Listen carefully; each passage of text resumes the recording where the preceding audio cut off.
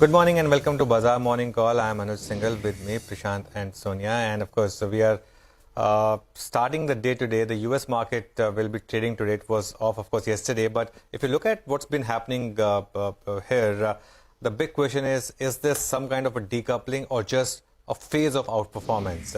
I think there are arguments to be made for both. Since Jackson Hole, the Nifty is up 0.8%, the Dow Jones is down 4.8%, so that's a good 5% outperformance that we have seen. And year to date, that number is 1.8% up for the Nifty, 14% down for the Dow Jones. So, you could argue that there is some element of decoupling as well, along with outperformance. Dollar index this morning has cooled off from the highs of 110 or so. So, it looks like perhaps cues are positive once again.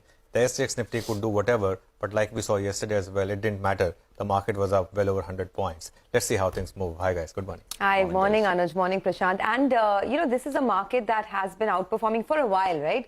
I mean, you spoke about the Dow and how the Dow is down 14% compared to the Nifty up in the green. Look at the S&P 500, it's down 18% for the year. And even across markets, not just the US, I mean, in Asian markets as well, the Japanese market is down about 4%, while the Nifty is up almost 2%. So this outperformance, Anuj, this resilience, of course, domestic consumption has come back in a big way, whether it's travel, whether it's autos. Do you think this as a theme is something that the market can take forward and hold on to its resilience? This popular saying that, Ramesh Damani used to always say, and I always remember, if it looks like a duck, swims like a duck and quacks like a duck, then it probably is a duck. Right, so it looks like, there are all the ingredients in place to tell you that at least on domestic front, we have a bull market. And if you look at the domestic sectors, most of them are at or close to lifetime highs. The market, of course, has momentum, and the bulls are in complete control of this market. You could make arguments about the market, why it should not be at the levels it is, but that's what the screen is telling you, and got to respect the screen. The data to watch from here on is the FI data in F&O, because there have been large amount of short positions which have been taken. I made this point yesterday as well. What if these shorts don't get followed through? Then the short covering itself will take the market higher. In fact, if you look at the index futures, yesterday was the first sign that maybe shorts are beginning to realize that this is not a market in which, the bets are working. The short bets yesterday were cut by 12,600 contracts. They're still short. If you look at the overall numbers, 72,000 contracts on the short side, net, long minus short. And the net positioning is 77% on the short side for FIIs. So, again, the same point, these shorts will have to cover at some point if the market does not violate a level. What's that level? The 20-day exponential moving average, which has been holding so far, 17,460 is that base for the Nifty. Every time the market's giving you a dip, that has been the level which has been defended, and that's where, a lot of traders have bought as well. The bank Nifty is actually at the cusp of a major breakout. If you get a close above 40,000, if you see the chart of the bank Nifty, you will notice that between 40,000 to all-time high, there's absolutely no resistance. So let's see. And of course, there's been a lot of action in the broader market, mid caps and small caps doing well. You may argue that there's a bit of an exuberance, but again, going by the screen, it's telling you, it's, screaming that there's a bit of a bull market on right now in the broader market. By the way, just a number that I read this morning, the number of demat accounts in this country for the first time has crossed 100 million mark, 10 crore. That's the equity cult or retail equity cult that we have right now in the country. But Prashant, hi, good morning. I mean, and that retail money is coming in, right? Both directly and through mutual funds as well. But through mutual funds, it's largely through SIP, systematic investment plans, because if you look at the discretionary number, that has dropped quite a bit. I mean, I don't think we yet have the number for last month. We'll get that shortly. Let's just take a quick look at, a bunch of other things. So no cues from overnight. So it's, in a way, in that sense, a blank slate. And, bulls will draw what they like on the slate. So far, it's been up and up. Now, OPEC, the decision came through. There's a small cut. I mean, it doesn't even matter. I mean, actual production may not even change because of, the cut that we've seen, 100,000 barrels per day. But the fact is that they cut. They did not keep still, and that I think is the signal which many are taking it and making a big deal out of it, saying, well, they cut. Even after the US president visited asking for more supplies, the OPEC Plus cut. We'll see how this one goes. The prices, I mean, oil prices shot up about 4% or so. They were at 93, they're at about 96 now this morning. But that one, the big 4.5% rally did fizzle out towards the end. But we're still higher than where we were. yesterday. I think most of the hawkish impulse, at least this week, will come from Europe because the ECB meeting is on Thursday, and ECB is expected to hike by 75 basis points this week. I mean, I think that's now consensus expectations. So we'll keep an eye out on that. On the Nifty, the 61.8% retracement of the recent fall, the fall being from 17,992 to 17,166 is at 17,676. The market did not take that out yesterday. We put this out at about 2:30 or so yesterday. It was dancing around those levels, up and down by a couple of points, but finally ended under it. It would go in a jiffy with the momentum that we have on our hands. There are still, I think majority of the people that we speak to do express a certain amount of wonder in terms of what's going on here, especially because US is down. As Anuj pointed out, as we put out the data earlier as well. The Dow is one thing. Look at the outperformance, the fall on the Nasdaq, which is even sharper. The S&P, which is down about 6%. So, and the outperformance here has been just incredible. So, the point is, you don't argue against a very strongly trending up market till the market itself tells you that it's getting a little tired. At this point in time, there is little by way of any indication. Maybe the only sense of non-confirmation is that while other indices are making newer highs or very close to it, the Nifty is not. But that's just one kind of data point to track where most of the other data points are pretty bullish at this point in time. Will the global cues start to weigh at some point? What will that point be? I think those are questions which is on everyone's minds, but I think we'll only be wiser, of course, in hindsight. Sonia. Well, absolutely. And the SGX Nifty for now is indicating that the start will be a bit muted, although in the green, up almost about 20 odd points. The outperformance does continue, though, India versus most markets. So let's see if that's an ongoing theme. Over the next 2.5 hours, lots to discuss. So first up, on the equities front, we have Surendra Goyal of Citi, who says the surge in the European electricity prices owing to natural gas supply issues, as well as looming recession risks, has negative implications for demand for Indian companies, but there are potential competitiveness gains for certain domestic manufacturer exporters as well. An EU recession will negatively impact demand, but domestic manufacturer exporters might benefit on competitiveness, especially in high energy intensive and price sensitive sectors. In their coverage, Citi sees Balkrishna Industries, Aurobindo Pharma and PI Industries as potential beneficiaries. Okay, let's get you some money market views then. Bhaskar Panda of HDFC Bank says that Russia shutting down gas pipeline to Europe has unsettled the markets as gas prices rise. Oil prices are a tad lower even as OPEC Plus cuts crude production. Back home, USD INR has remained under a bit of a pressure as Asian news flow has dominated. Today, he expects consolidation around the 79.75 pivot as USD INR pair trades in intraday range between 79.70 to 79.90. Okay, and on the bonds today, Bhaskar Panda of HDFC Bank says that hopes for a global index inclusion and lower oil prices have helped Indian benchmark yields to soften a bit. But he says don't expect too much from here as the 10-year benchmark bond yield consolidates in an intraday range between 7.2 to 7.25%. Okay, all right. So that's opinion coming in from across asset classes. Gary Schlossberg is joining us right now. He's global strategist at Wells Fargo Investment Institute. Gary, great to have you with us here. Thanks very much. The market here is, I don't know if you've noticed, but very strong outperformance. Even as the US market has given up some 60% of its pullback rally from the lows in June. What do you think is going on? And, do you think it can continue? Your sense?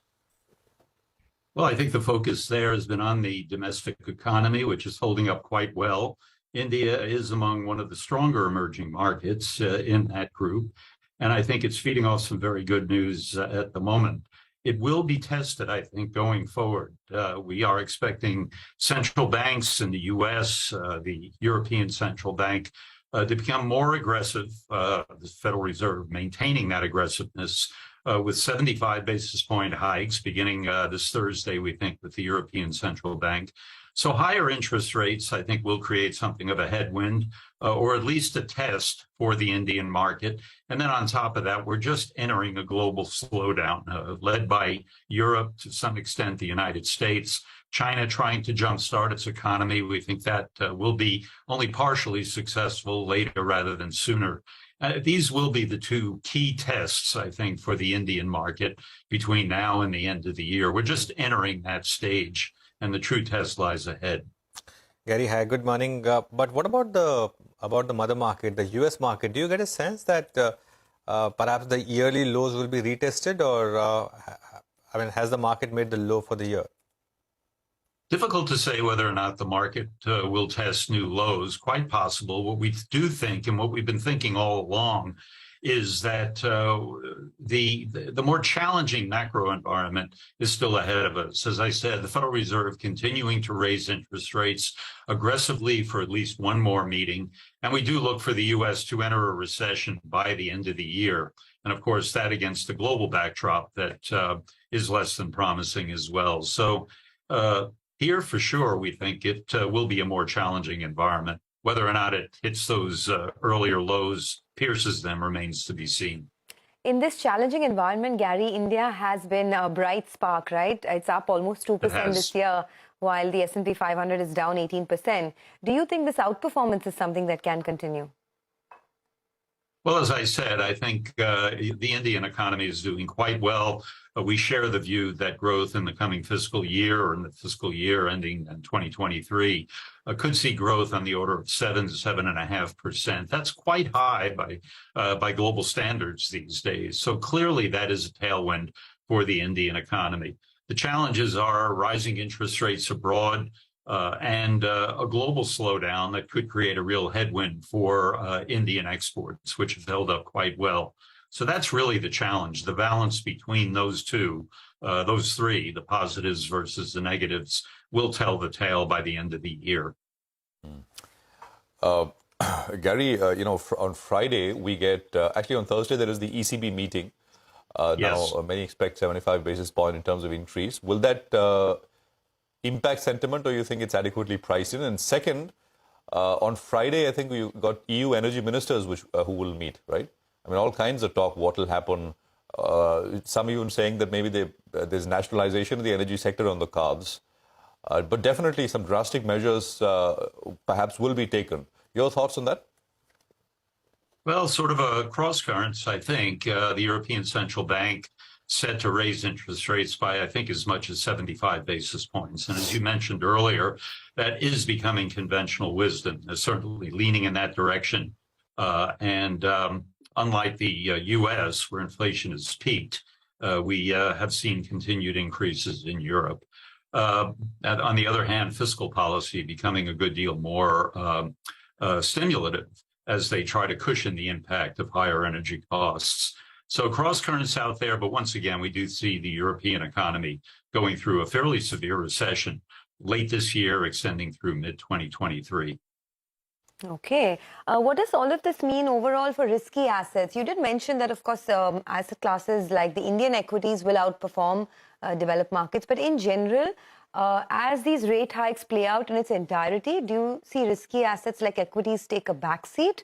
Or do you think that despite all the challenges, this will be, the investment tool for the next 1 year? Well, we do see equities holding up better than bonds for now, while interest rates are moving higher. However, at some point, we do see the market breaking, reflecting the weakness that we expect to see in the U.S. and the European economies. So by the end of the year, we would expect to see some weakness in the equity markets.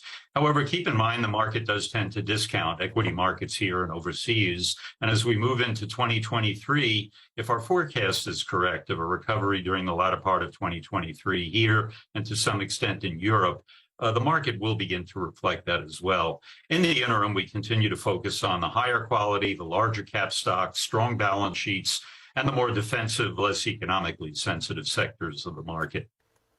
Okay. All right, Gary, we'll leave it at that. Thanks a lot for joining in and giving us your view. That's the global strategist at Wells Fargo Investment with his view on the situation. They say that there is a more challenging environment that is lined up in the U.S. markets, but India is one of the stronger markets. Let's slip into a quick break. Our list of top 10 stocks is lined up in just minutes from now. Stay tuned.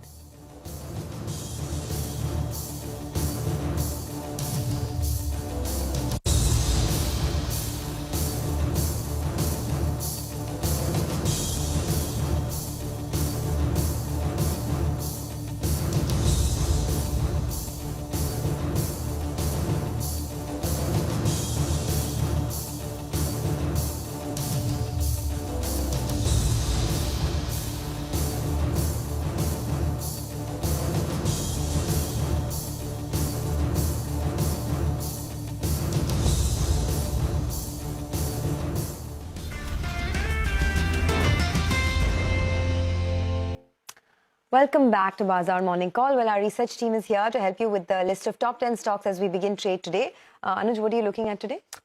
Today is the financial Nifty weekly expiry, Sonia. So I think some of these stocks do tend to get quite interesting. HDFC and HDFC Bank, of course, and they have been, showing some signs of catching up. And Bajaj Finance is the other one, which also has a decent weight on the Fin Nifty, and that also makes a bit of a move. So I think these are a few names that I'll keep on my radar today. But let's do one thing. Let's go close to Nimesh. And he alerted us about this block on VMart. Nimesh, tell us. Hi, so there is a confirmation that Jwalamukhi Investment, which is the Westbridge arm, they sold out their entire 7% stake via block deal yesterday. So close to 13.6 or 7 lakh shares got sold, and the deal is worth close to 400 crores. In terms of buyers, Plutus Wealth Management was a big buyer in yesterday's block deal. So another large trade where a large FIS has done a clean out trade. I was just looking at the Westbridge holdings. They have been selling in some of the core holdings of late. So I guess in this quarter, while they've sold out completely in VMart, they also sold a large chunk of TVS Motors in this quarter. So they have been selling, but for VMart, it's a clean out trade. So I'll go with the green because A, there is no big slippage, and it's a clean out trade from Westbridge. So they've completely sold out their entire holding in VMart yesterday.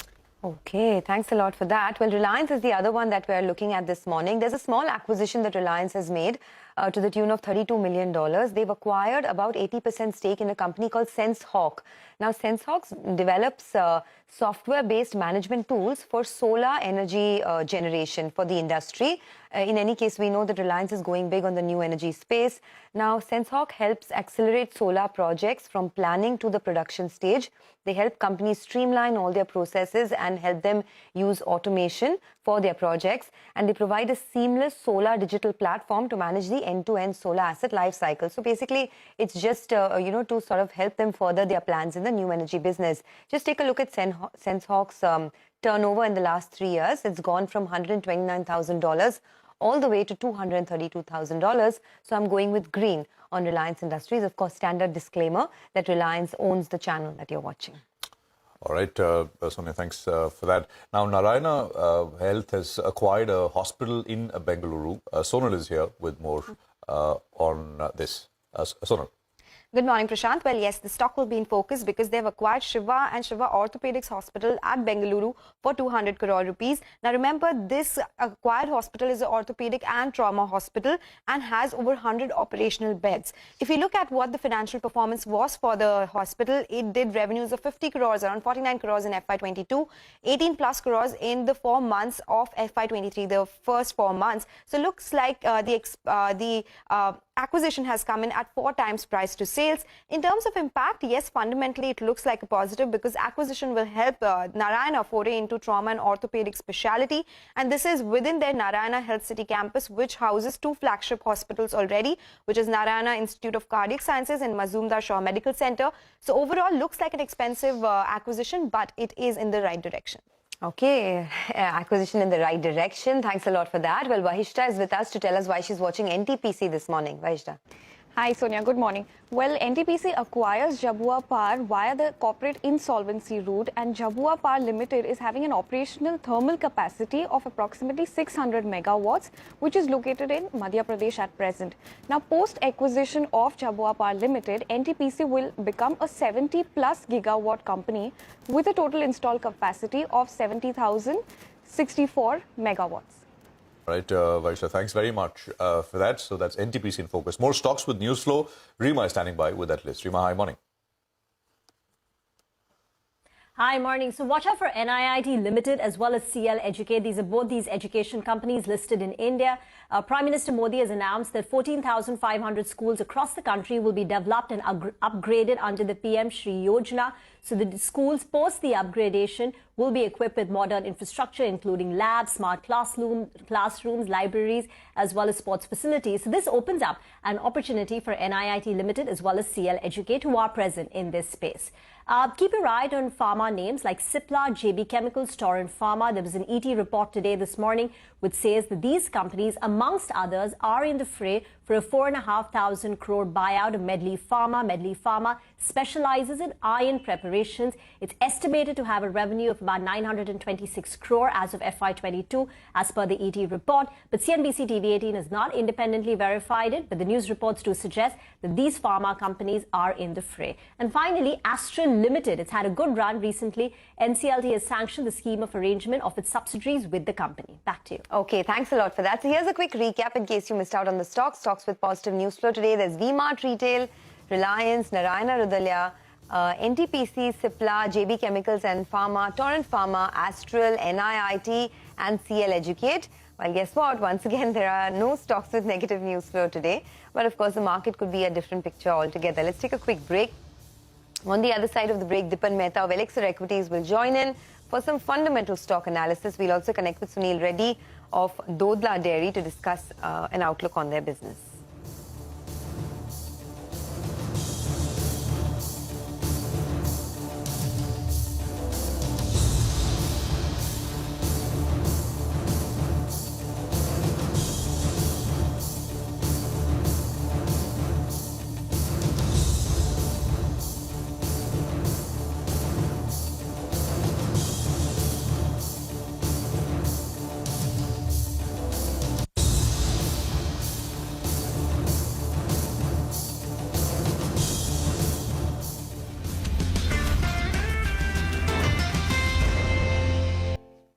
Welcome back. Well, there's 6 Nifties indicating that we'll have a flat start, but then, it's become so irrelevant. Like yesterday as well, the market didn't care. But is the market overbought in the near term? We'll find out. For now, Dipan Mehta is joining us. He's director at Elixir Equities. Dipan, hi, good morning. Thanks a lot for joining us. Dipan, I wanted your thoughts first on what's happening with the banking stocks. Again, leading the market. Which ones would you buy at current levels? Good morning, Anuj, and thanks for having me on your show. Clearly, I think banking sector is taking the leadership position, and rightly so, because I think the best corporate numbers for this quarter and the next few quarters are going to come from the banking sector. They are the benefit of base effect, credit is growing, and credit costs are going to come down significantly. So I think that you will see exceptionally good numbers coming through from all the banks.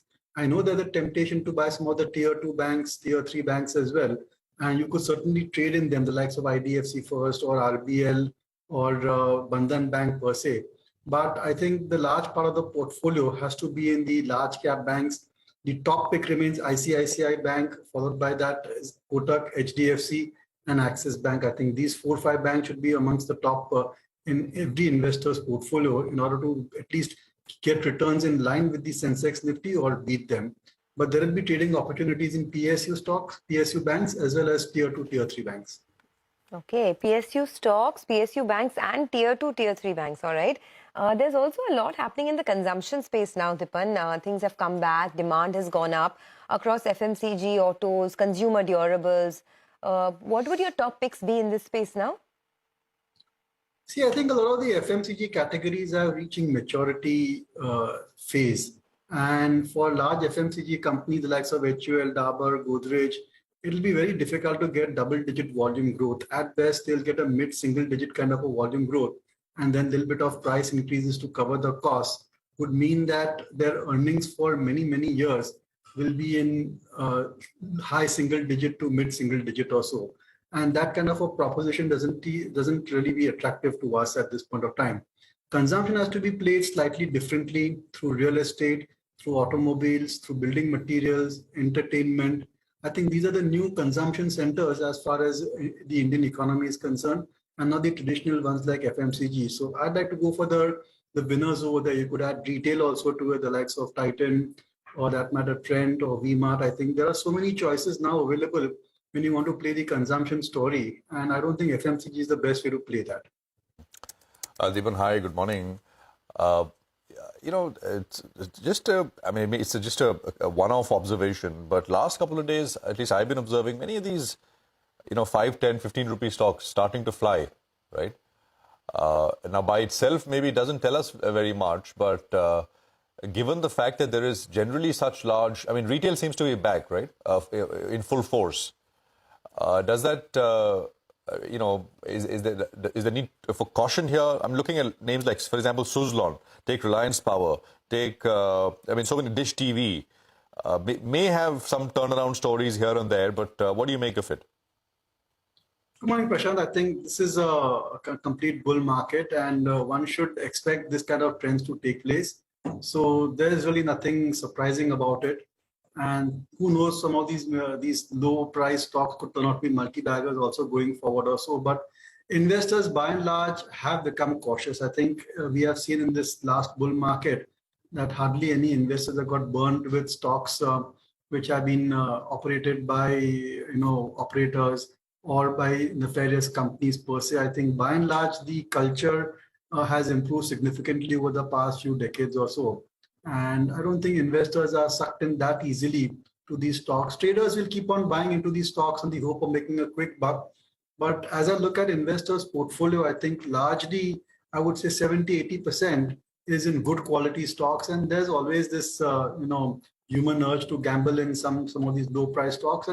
But I think it is well within limits. So I'm not that concerned about these, kind of penny stocks moving up at this point of time. It happens all over the world, but the risk and damage from those kind of stocks is very much restricted at this point of time. Okay. All right. Just wanted your views on there's a new listing today, right? Dream folks in the aviation space. It's an integrated service provider. Are you expecting this to be a good one? Have you tracked it? And anything in it for long-term investors? Yeah, absolutely. I think, Sonia, it could be a bit of a concept stock as well. And you want to try and play the travel theme. And if you look at the choices around you, apart from hotels and aviation, there's no real stock which one can play to kind of ride the investment theme as far as rising travel thing is concerned. And maybe this particular stock could, help you get into that particular specific investment theme. Airlines, in any case, I think there are many challenges, many variables, too much of competition. So one could avoid that sector, and hotels per se are very high in terms of capital intensity. And over there also, there's very little choice. But maybe this company certainly will provide a good opportunity. And if you look around you travel to any of the airports, all the lounges are absolutely packed. And that certainly is very positive for Dream folks. So I know it's expensive and you could have very good listing as well. But I think once the stock price settles down, it would be a good company to keep on your radar and on your market watch list. Oh, absolutely. I mean, no comment on the IPO itself, but the company looked quite good, and the management was on air. And I mean, I was really, I think first generation entrepreneur and looked quite confident and knew about what she was doing. So let's see how things move here. Expected to be a good listing over here as well, of course. Deepan, the space which is doing well is capital goods. I mean, one of the spaces doing well. The capital goods index yesterday hit an all-time high. Your view here and any stocks that you like here? Yeah, no, it's very positive on capital goods sector per se. I think we are seeing revival in the capex from private sector, PSUs, as well as the government. And if you look at all of these companies, they're sitting on huge order book position. And one should have some allocation in your portfolio towards the capital goods sector. Our top pick still remains Larsen & Toubro. They have been very selective when it comes to choosing of projects. The way they have managed their capital allocation also has been very impressive. There is scope for unlocking of value in these subsidiaries, especially the infrastructure subsidiaries, which have been a bit of a drain on the balance sheet. But once they are off, then the quality of the balance sheet may improve significantly. And it's an excellent company in terms of track record, in terms of implementation. There are certain projects which only L&T can do in this country. So very positive on L&T. I think it's a must-own stock in any portfolio. Another company which comes to mind is ITD Cementation. The stock has been hitting new highs lately. Again, a quality player within the capital goods, the EPC space, and I would say pretty decent corporate governance standards as well over there, because that's a bit of a challenge when it comes to these engineering construction companies. So positive on these two companies. Again, a disclosure here that we and our clients are invested in both of them. Do you track Dodla Dairy by any chance? Sorry? Do you track Dodla Dairy? I'm sorry, I didn't get that. Dodla Dairy, the dairy company? No, not really You over don't there. track it. Okay, well, you perhaps want to listen in because we have the management. It's a stock, Dodla Dairy, that has been buzzing, this month. It's up about 10% this month. And in the last 3 months, the stock is up about 16%. It was an operationally weak set of earnings. The gross margin slipped year over year, but the revenue growth has been quite strong, actually. It's a 40% growth. But let's find out what's been happening on the operational front. Sunil Reddy Dodla, who is the managing director of Dodla Dairy, joins us now to talk about that. Mr. Reddy, good morning and thanks for joining in. I want to talk a little bit about the gross margins because they were down 520 basis points at 23%. What are the margins going to be like going ahead? Is there more pressure that you're expecting? So thank you very much for having us on the show and good morning. The pressure on the margins has been predominantly due to our raw material price hike. This has basically, it's a seasonal thing in the dairy industry that does happen often. So April, May, June being the summer months, milk availability was a bit weak and therefore we had to pay higher prices for milk availability. And also, as you said, the growth which has been come back with a vengeance in terms of people buying more of the dairy products. So procurement to catch up did take some time for it to happen. Now it's sort of stabilized, but still we have issues like lumpy skin disease, which has come in the north of India. We are entering into our flush season, which will decide whether milk prices will come down. But even if they don't come down, already selling prices of milk have been increased to compensate both the milk price increases and the other expenses that have increased, especially packing material and such things because of the Ukraine war. We have also factored that into our selling price increase. Right. Sir, good morning. Prashant here. So what is the overall assessment of the impact of the lumpy skin disease? You operate largely in the south of the country. How's it panning out so far? So lumpy skin disease, basically, I think south will be a little more protected because we did go through this at a phase of, I think, a couple of years ago. We did have lumpy skin disease, and I think there's some kind of immunity being built into the herd. And also lumpy skin, I think, is not hurting buffaloes and these species. More in the cow species is getting hurt a little more. But I think it will be contained because now the vaccines have been made available by the government and they're giving it at a subsidized price and rolling it out pretty fast. It will be contained in another month or so. When does the flush period usually last, sir? Is it from now to... are we in that period typically? The flush just started. Okay. Basically the monsoons, it almost goes along with the monsoons, more rains, more grass for the animals kind of a scenario. I think it has just started, but I'm not seeing much of an uptake. I think we will, even if the milk procurement prices are at this high and don't come down, we will be compensating it by increasing selling prices. So usually the yield goes up quite a bit and prices, the expectation is that prices will come off as yield. Because of... Yeah. And you're saying as of now, you're not seeing that happening. It may pick up. It's not yet happening, but we normally give that 1 month of time for it to see if too much of monsoons, flooding and those kind of things do have an impact. We have to wait and see for another 15-20 days before we know what's happening. Okay. What is the capacity utilization that you're sitting on currently and any fresh capex plans that you have? No fresh capex plans at the moment other than the feed plant that we had already announced that we will be establishing. So we are almost using 75 to 80% of our capacity currently. Okay. And what is the market share now amongst private players and the overall market share? How has it changed compared to, say, a year ago? It's sort of maintaining status quo. Private sector and cooperatives are, I think, in the southern region, if I put them together, will almost be 50-50. Now, I think maybe 51-52% will be with the private sector. If you leave Karnataka out of it, it will be even more. Status quo has been maintained, almost the same status that we are maintaining as earlier. Right. Could you tell us how are value-added products doing, sir? They did well in the first quarter, and they're about 32% of the overall sales of the company now. What's happening there? So value-added products in the summer months will have a percentage or two higher uptake than the average of the year. It's predominantly driven by ice cream, lassi, buttermilk, which are more seasonal in terms of the summer season. People consume a lot more. But we will be higher than what we were earlier, and we will continue to keep moving them because we're seeing a lot more traction coming in from products like paneer and Indian sweets. Okay. could you tell us so far in Q2, what are sales looking like? I mean, as compared to the same quarter last year? Compared to the last year quarter, we are maintaining these high growth rates as we had shown in the previous quarters. Because I think compared to pre-COVID levels, we have now surpassed the pre-COVID levels also by the regular growth that we used to have. We normally have a 10% by volume and 15% by value growth. Comparing it even to pre-COVID levels, we're surpassing and coming to that levels, back to normal. Okay. So 20-25% kind of growth, quarter on quarter? Quarter on quarter, yes. Okay. You said that you're seeing good demand increase in value-added products like paneer and Indian sweets. What does it mean for your operational performance? If you're selling more of that, will you do better in terms of margins? And what is the total proportion now? So margins will not be impacted very much in terms of the paneer and the sweets because it's still a very small segment and it has to grow larger comparing to the overall basket that we have.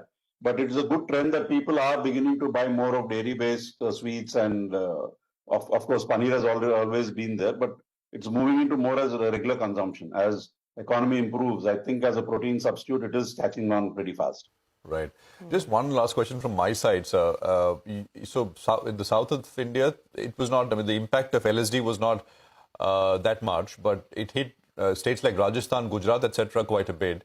But in your assessment, are we through the worst of that, or you think we still need to wait and watch? For those states as well. We are mostly through the worst of that. Even if it flares up, people now are prepared to take care of it. So if there is even an outbreak in a smaller area, I think that surrounding areas will quickly go and get themselves vaccinated. So I think we're prepared for it. All right, fair enough. Thank you very much, sir, for joining us. Good luck and appreciate you joining in with that perspective on the dairy industry. Deepan, of course, is still with us. Deepan's been, I hope, listening in. Deepan, any thoughts on the sector? I mean, without looking at the company.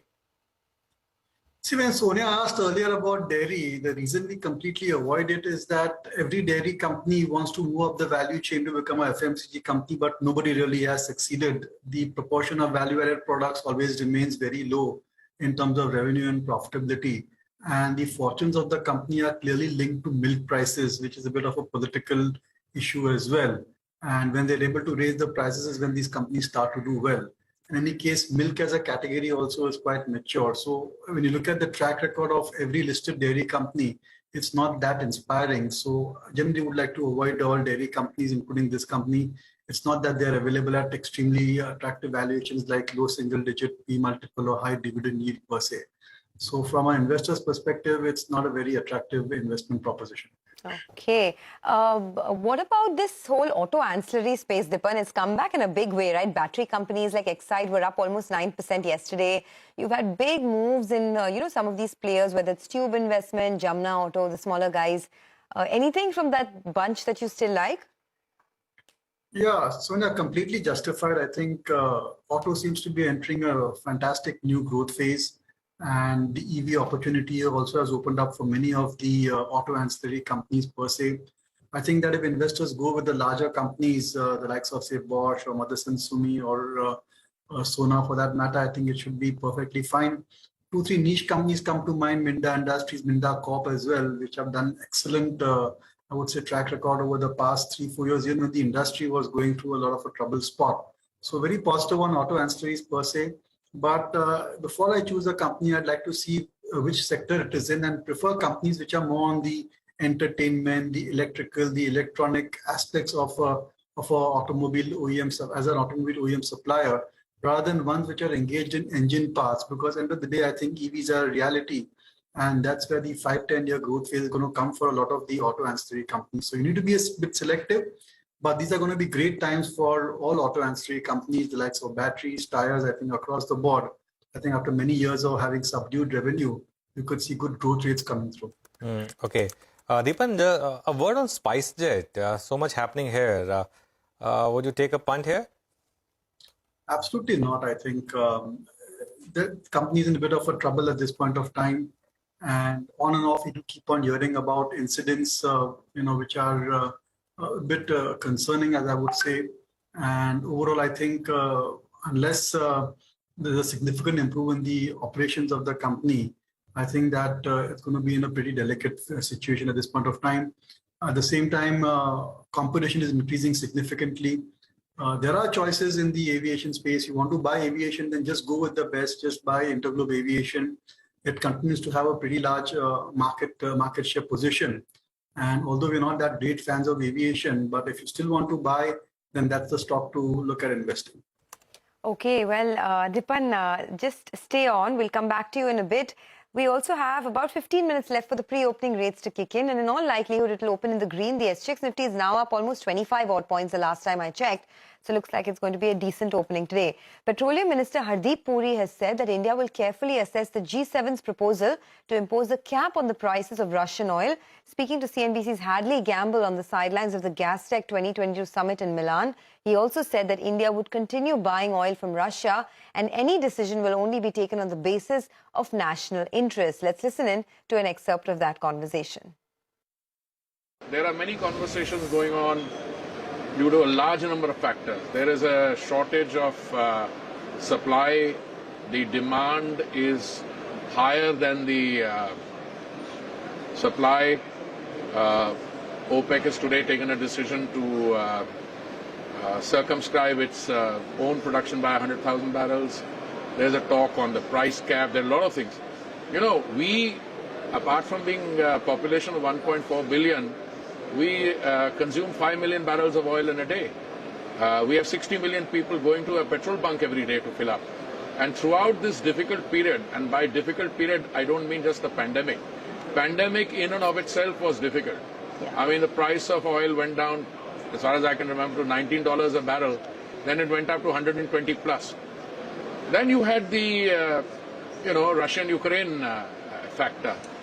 Now, the world is adjusting to all that. Now, what will a proposal mean? We will look at it very carefully. Who will be the participants? What will be the implications, etc. Today, our 5 million barrels of oil, where does it come from? Well, it comes largely from Saudi Arabia, from Abu Dhabi, from Kuwait. Iraq is actually our largest supplier. Yeah. And so we have 5 million barrels, each one of them a little less than 1 million barrels, about 864,000.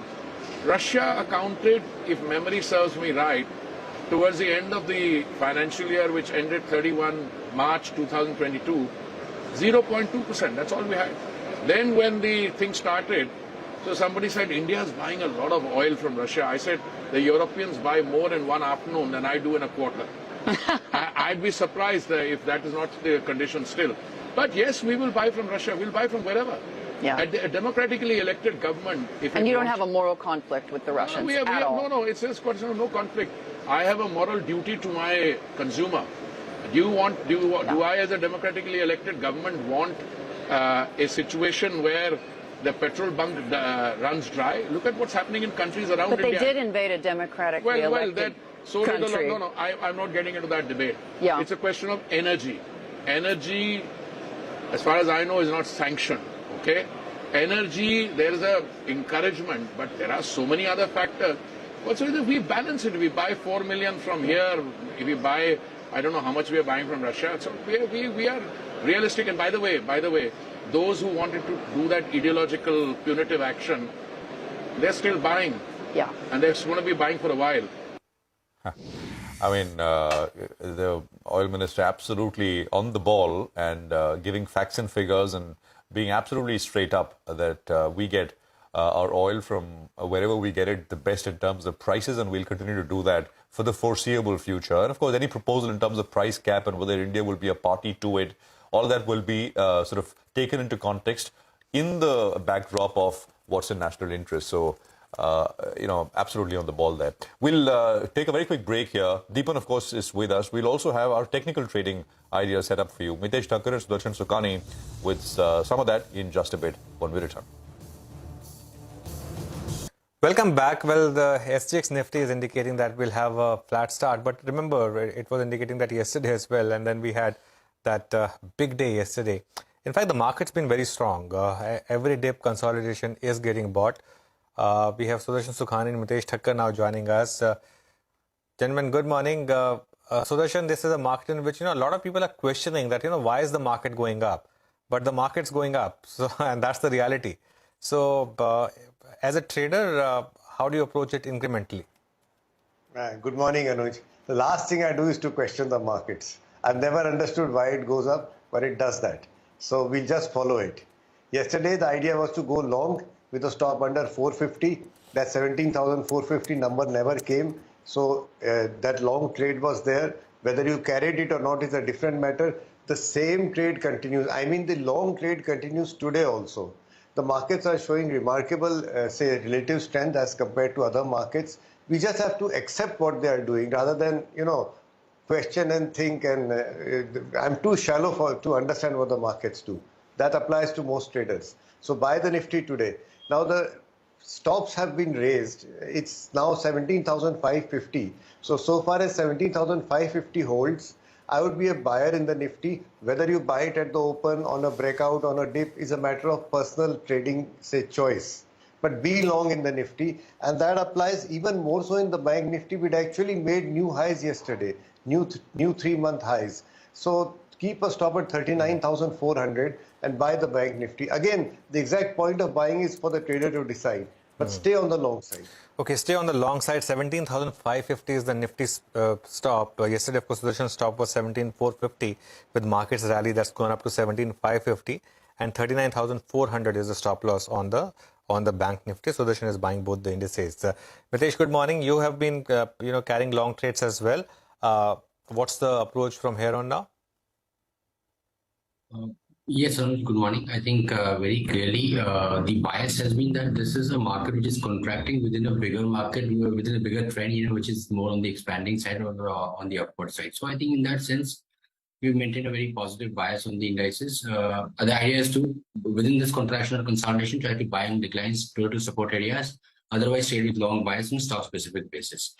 On the Nifty in the short term, my sense is that I think the index could possibly head towards 17,750 or 17,850. I think these are the two contours to look on the upside consolidation range, and that's where I think we'll take profits. Otherwise, trade with more of stock-specific biases till then. Okay, what about individual stocks? On the individual stock side, Sonia, I have 3 buys to a sell. Dixon Technologies has had a good breakout, and in fact, last few days using mid-cap play good catch-up. So Dixon is one of the stocks which has given a good breakout yesterday. Buy with a stop at 41.50, targets of 43.25 here. Aditya Birla Fashion is a buy with a stop at 306 for targets of 330. The sell call for the day is Bajaj Auto. Keep a stop at 4,000 or just above it and look for targets of 38.75. And JSW Steel is the final buy call with a stop at 668 for targets of 710. Okay, and Sudarshan, what are you going with? Well, I'm going with the all buy list, but I must say that traders should carefully follow their stop losses. My optimism may not be reflected in the markets, and that's the way we protect ourselves. Bandhan Bank is a buy. The theme is the same. The stocks have been consolidating. Now they're showing rising momentum and breaking from small resistance levels. Bandhan Bank is a buy with a stop under 276. For me also, Dixon is a buy. We are probably seeing the same charts with a stop under 4110. JSW Steel is a buying opportunity. It made new highs yesterday, new 3-month highs with a stop under 662. And Ntpc is a buy. Same story, new 3-month closing highs with a stop under 162. All right, gentlemen, thank you very much. Great having you both with us, as always, on the program every morning. Ashish Chaturmota is Director, Head of Research at JM Financial Services. He's joining us. Ashish, good to have you with us here. How's the setup looking, Ashish, and what would you advise viewers to do? Hi, good morning, Prashant. So I think the setup looks promising because, after hitting a high of around 18,000 kind of trajectory, we have been consolidating for a good 4 weeks. And now, the way we have formed a good base around 17,400, 500. It looks like, even if you look at the short-term data of options, clearly a lot of put writing is being witnessed around 17,400 and 500 trajectory. So that gives us a sense that 17,400, 500 is going to be a good support zone for the market. And eventually we are going to cross this 18,100 kind of trajectory. So all in all, I think 400 point rally is what we expect from an index perspective. And I think banking is going to outperform even the Nifty. So there we think a good amount of strength could be witnessed, and eventually, moves towards 42,000 is what we are expecting in Bank Nifty. From a stock recommendation perspective, I think from the capital goods basket, L&T is looking very promising. On the medium-term chart, stock has given a good breakout, and the way the private capex is playing out, we think L&T's margin profile is going to improve a lot. So L&T for a target of a new all-time high of 2100 is what we are expecting in the shorter-term time frame. One can initiate a long, keep 1920 as a trading stop loss, and as I mentioned, 2100 would be my short-term target in Larsen and Toubro. Adani Ports is looking quite promising. The cargo volumes for this month has improved by a good 18% YOY, and the way the stock is consolidating between 800 to 860 trajectory, it looks like stock is poised for a decisive breakout on the monthly charts. So here one can initiate a long, keep 830 as a trading stop loss. On upside, we are expecting the stock to cross its previous all-time high of 920. And on the positional basis, we expect a stock to hit 1000 kind of trajectory in next 4 to 8 weeks time frame. So that's a positional bet as well. Entire banking, as I mentioned, is looking quite promising. So one PSU bank, State Bank of India, which looks quite promising. Here one can initiate a long, keep 525 as a trading stop loss. On upside, 585 would be my short-term target. And from the private, banking basket, I think Axis has been consolidating for good 5-6 trading sessions. Here one can initiate a long, keep 745 as a trading stop loss. On upside, 800 would be my short-term target in Axis Bank. Okay, thanks a lot for joining in. So that's Ashish Chaturmutha of JM Financial Services. Let's take a quick break. On the other side, we'll come back with the pre-opening rates. We will also have Om Manchanda of Dr. Lal Path Labs to discuss the trends amidst rising competition. Do stay tuned in.